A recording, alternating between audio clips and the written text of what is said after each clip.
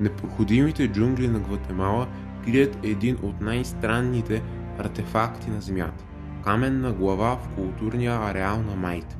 Тя е открита през 30-те години на миналия век и не изглежда странна нито по размери, нито по изработка.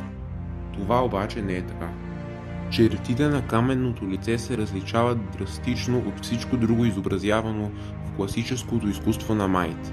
Статуята е различена от всички други каменни изображения в Гватемала, а проучвания показват, че мястото, където е намерена, никога не е било населено.